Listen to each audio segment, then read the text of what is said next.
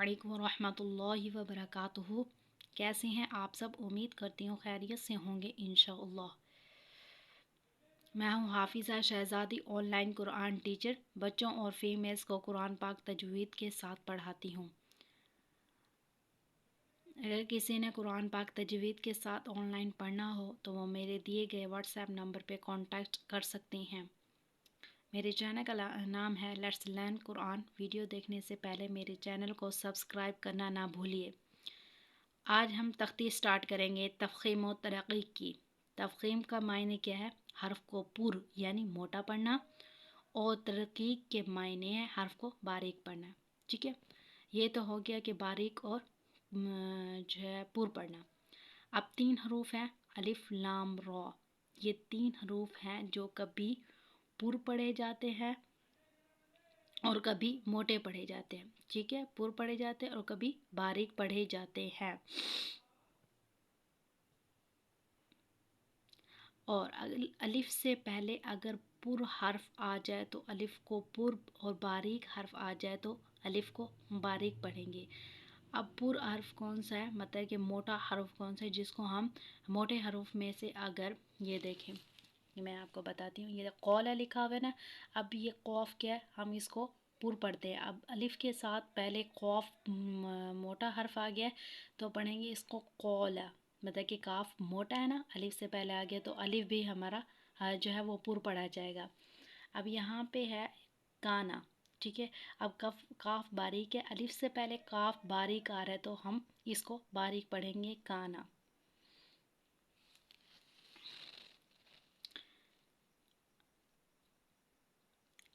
ठीक है, अब ये आपको समझ आ गया होगा कि अलिफ से पहले अगर अलिफ है, ठीक है, उससे पहले पुर आ जाएगा तो उसको अलिफ को भी पुर पढ़ेंगे, अगर बारीक आ जाएगा तो अलिफ को भी बारीक पढ़ेंगे।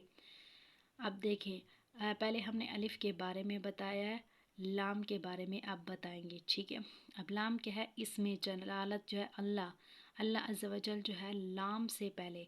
अब ये हमारे पास अलिफ के बाद है लाम।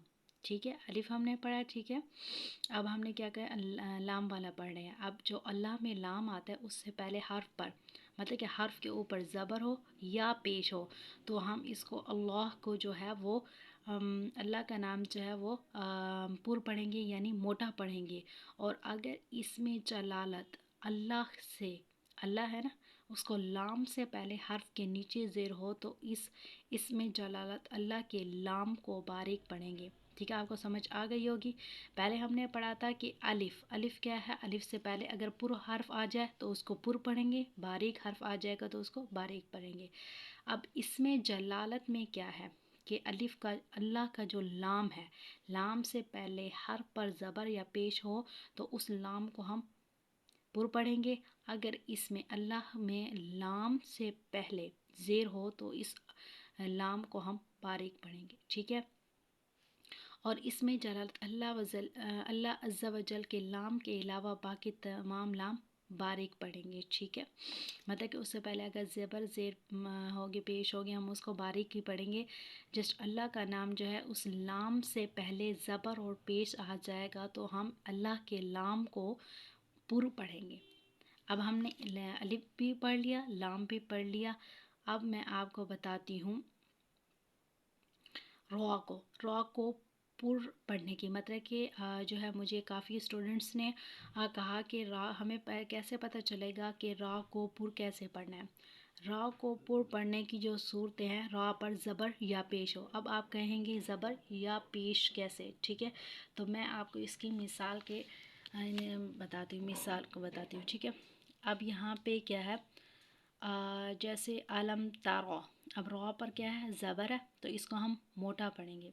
ठीक है, अब रॉ पे पेश है। ठीक है, रोज़िक़ु, रॉ पे रोज़िक़ु, रोज़िक़ु, रोज़िक़ु, रॉ क्या पढ़ेंगे हम, पुर पढ़ेंगे। ठीक है, अब दूसरी क्या कंडीशन है कि रॉ पर 2 ज़बर या 2 पेश हो। ठीक है, अब हम देखेंगे, ये देखें रॉ पर अजरगोन, रॉ पे अजरगोन, अजरगुन, रॉ हम, मतलब कि पहले मैंने आपको बताया ज़बर हो और पेश हो, फिर हमने क्या पढ़ा, 2 ज़बर या 2 पेश हो।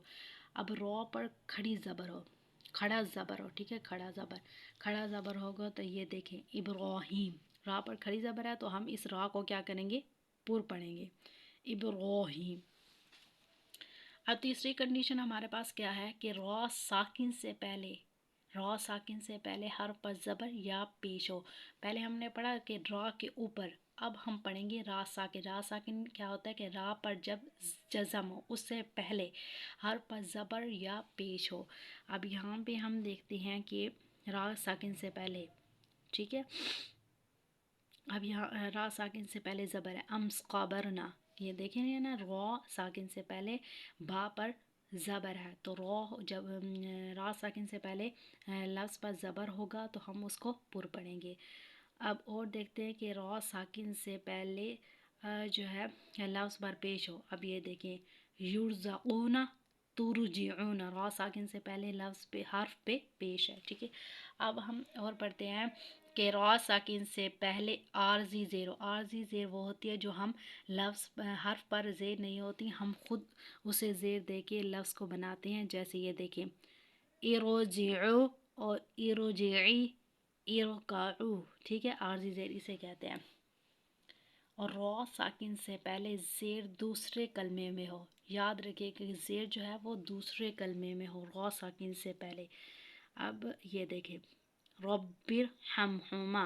ٹھیک ہے، را ساکن سے پہلے زیر دوسرے کلمے میں، اس سے پہلے ہے نا ربی تو اس سے پہلے ہے، اس سے پہلے اور دوسرا کلمہ ہے.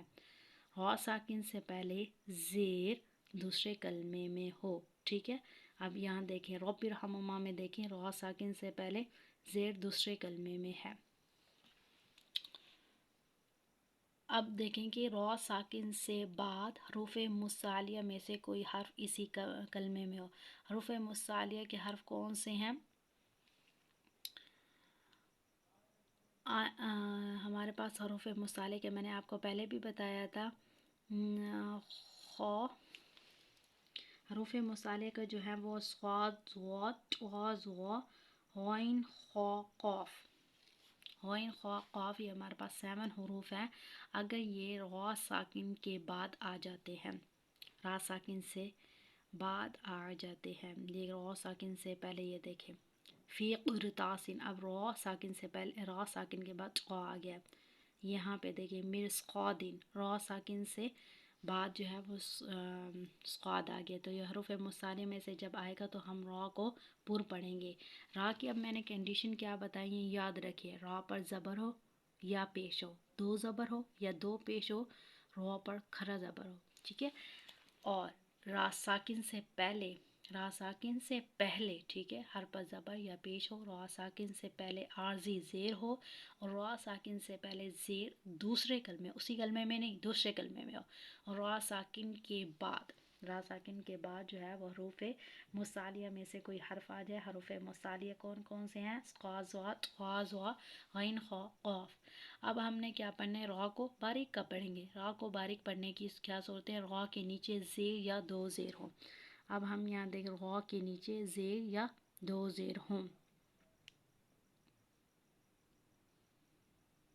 اب یہ دیکھیں کہ را کے نیچے زیر رجالن، ہم اس کو باریک پڑھیں گے. امرن 2 زیر ہیں. ٹھیک ہے، اب اس نے کیا کہا ہے کہ را ساکن سے پہلے زیر اصلی اسی کلمے میں ہو. اسی کلمے میں مطلب کہ دوسرے کلمے میں نہ ہو. زیر اصلی مطلب کہ اس کی خود کی پہلے کی زیر دی ہوئی ہو، اسے زیر اصلی کہتے ہیں، اس کی اپنی زیر ہو.